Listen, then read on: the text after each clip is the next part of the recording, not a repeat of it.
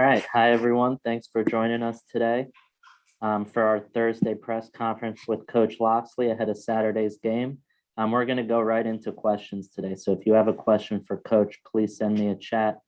If you want recording access, please send me a chat and I will give that to you. Emily, do you want to start? Sure. I'll start with Rakim. How much do you think he has benefited from just being a sophomore and kind of all that experience he got last year? I know a lot of guys are in that same position, but with him and getting to have those few games last year.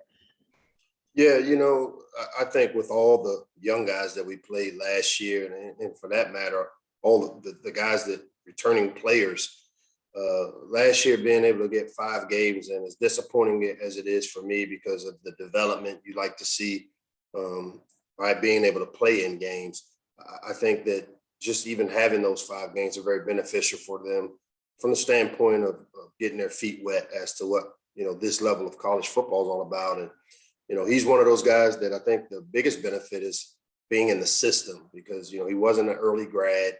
And then we had the COVID stuff where we, started, stopped.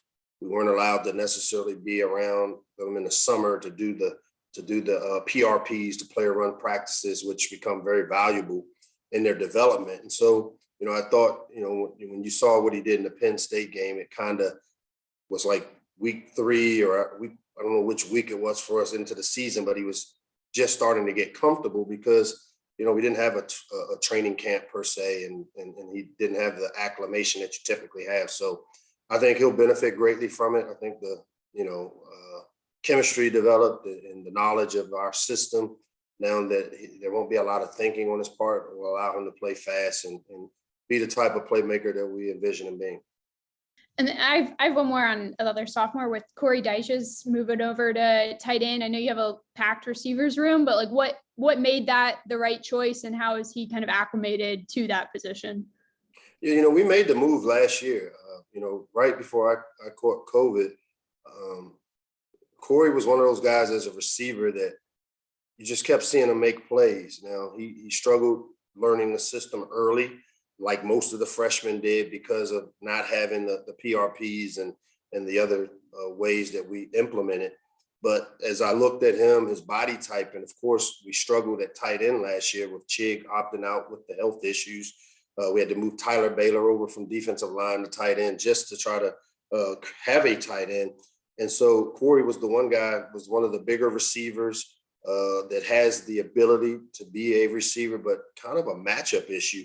And so we thought the move to tight end would be best for him because as he continues to grow into the position, I see him developing into the type of player that Chig has become with even more of a receiver skill set that affords us that matchup opportunities that he creates. We'll go to Jacob Richmond. Hey, Coach, appreciate your time. We talk a lot about the growing culture with the team. And I was kind of curious where you see terming Maryland Stadium as the shell falling into that and kind of how it got started for you guys. Man, I don't even know, man. I always make up stuff. I have a marketing mindset. I've worked at a lot of state institutions that have pretty cool names. When I coached at Florida, it was the Swamp. Just being around, and obviously we built that shell that we run out of, the turtle shell that we run out of. And so, as I used to look out of my office, I started calling it the shell with the team, and it just kind of stuck. And I slipped up and said it, I think, in front of you guys, and it became the shell. But that's, it started as an inside kind of nickname for the stadium for me, but it's very appropriate now that we do run out of a turtle shell to enter into Maryland Stadium. I think it's pretty cool. We got a cool nickname, the Terrapins. Not a lot of Terps out there in the country. So why not ride the wave? We'll go to Jacob Steinberg. Hey, Coach, entering this weekend against West Virginia, they have a pair of receivers on the outside who are both 6'3", and for you guys having a secondary that has some good size itself with all the starters at least 6'1", except for Jacorian. How big is that going to be on Saturday, but also throughout the year, just having that size and physicality in the secondary? Yeah, you know, to be able to have length at the corner position, especially the way offenses attack nowadays with, you know, those 50-50 balls, you know, the days. And again, you know, we played with a guy, Will Likely, that was not very big, but played very big. And so it's not that we go out and kind of say, hey, we got to have 6'1" corners, but we're very fortunate that we do have that length, and they all run really well.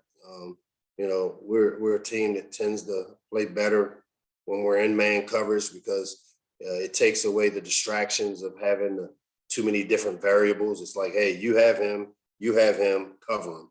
And yeah, West Virginia definitely poses a great issue for us on the outside because of their size. And, you know, their quarterback's accurate passer, does a great job of, you know, getting the ball in areas where they have a chance at the 50-50. And so, you know, definitely will be a great matchup, one that we've got to do a great job of staying in great phase, as we call it, with those big guys so that we're in position to contest some of those 50-50 balls. We'll go to Ahmed Gafir. Hey, Coach. Yeah, I know you mentioned a couple of times just about the offensive line kind of being that position of focus, and Eric Harris, obviously, you know, as you mentioned on Tuesday, he's drawing that first start at center.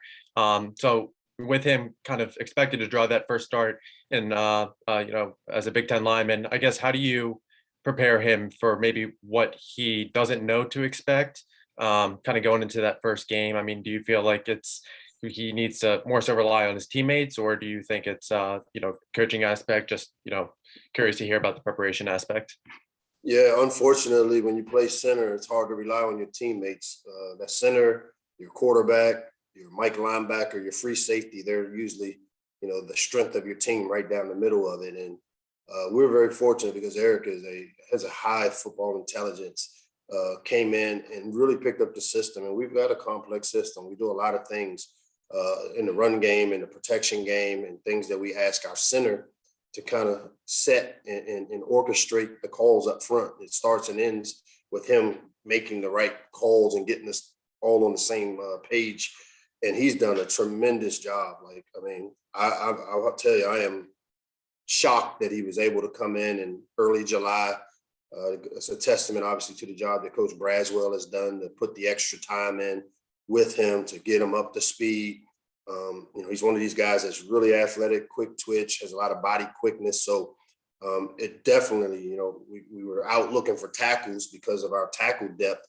And what we would have had to done is play Spencer Anderson inside at center some if we got some, you know, another tackle. But when we found a center and we found him, which, you know, Brawley Evans did a good job of unearthing him, and he had another year left there at Hutchinson. That he's picked things up really well.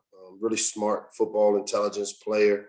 I think he has a comfort level with what we're doing. He's got some, you know, with Jahari being a center all spring, that's helped him because, you know, they spend time together, and he's been able to kind of help coach him through some of the growing pains. But, you know, I expect him to jump in and really continue to do a good job for us.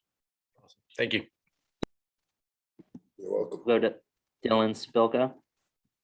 Hey, Coach. West Virginia's offense, they got a bunch of experienced players, quarterback and running back. What do you just make of that offense as a whole going into this matchup?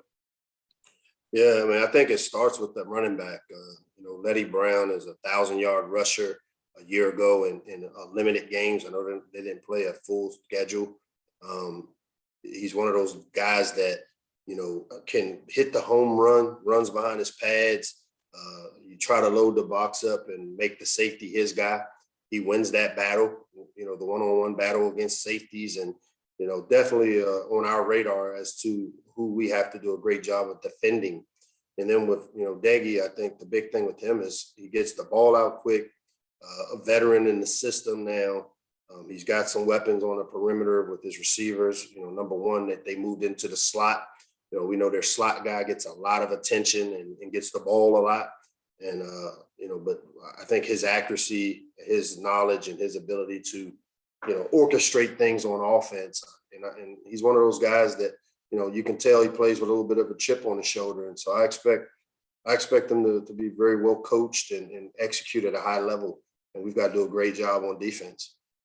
Thank you. Does anyone have anything else for Coach? All right, thank you. Thanks, guys. See you Saturday at the Shell.